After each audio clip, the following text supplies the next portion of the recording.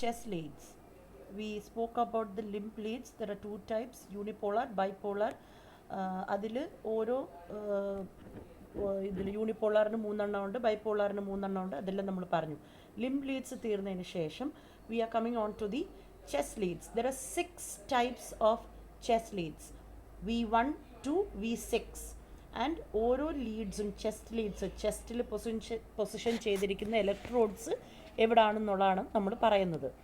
V1, it is at the right border of sternum in the 4th intercostal space.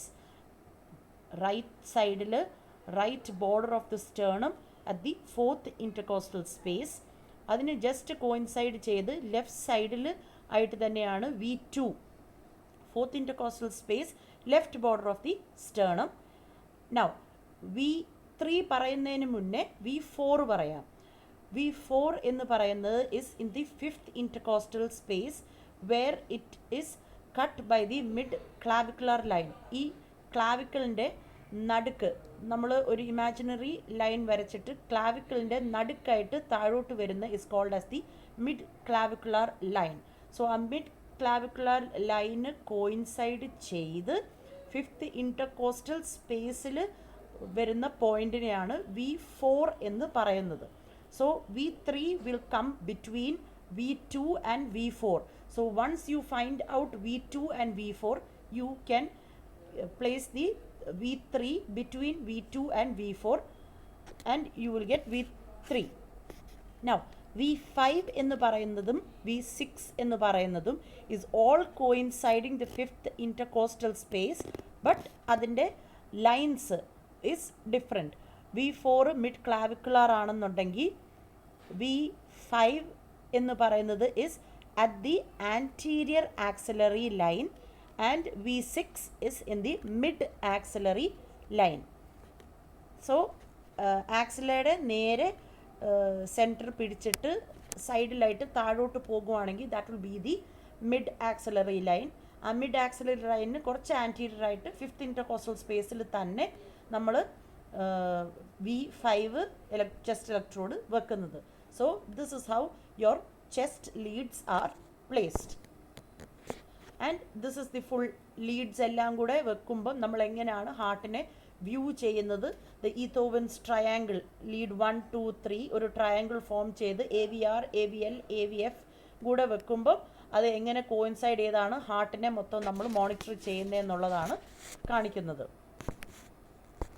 Okay, now ഈ P wave എന്ന് പറയുന്നത് the first P wave it represents the polarisation of the atria. That is atrial contraction നടക്കുമ്പം അതിൻ്റെ electrical ആക്ടിവിറ്റിയെ നമ്മൾ കാണിക്കുന്നതാണ് ഈ P wave എന്ന് പറയുന്നത്.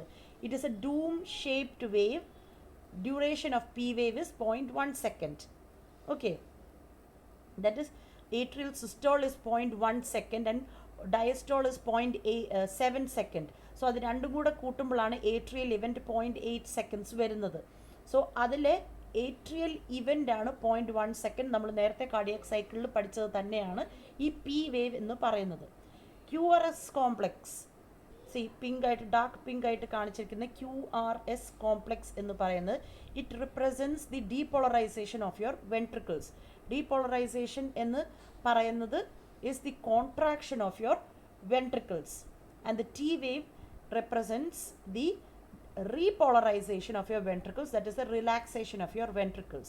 ഇതിൻ്റെ ഇടയ്ക്ക് നമ്മുടെ ഏട്രിയൽ റീപോളറൈസേഷൻ നടക്കുന്നുണ്ട്, repolarisation of your atria, but that is being overlapped by the QRS complex. വെൻട്രിക്കിളിൻ്റെ contraction is so strong that the small wave of relaxation of your atria is being overlapped or overseen by the ventricular depolarization.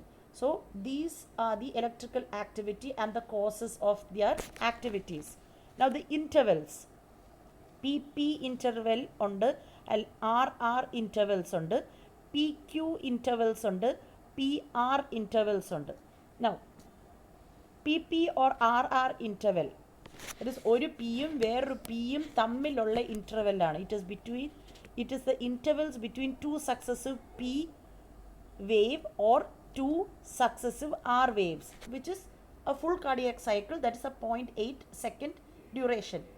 PQ എന്ന് പറയുന്നത് അല്ലെങ്കിൽ PR എന്ന് പറയുന്നത്, it is the interval between the beginning of P to the beginning of Q, and the duration is 0.12 seconds or 0.16 seconds. See, ഓരോ എന്തുവാ normal duration of each വേവും അതിൻ്റെ ഇൻ്റർവെല്ലിൻ്റെ ടൈംസും ഇവിടെ ടാബുലർ കോളത്തിൽ കാണിച്ചിട്ടുണ്ട്. And this is the graphical representation of all your P waves and R wave, എന്താ E C ജിയുടെ PQRS ടിയുടെ ഇ സി ജിയുടെ ഓരോ ഇൻ്റർവെൽസും ഡ്യൂറേഷൻസും കാണിച്ചിരിക്കുന്നത്.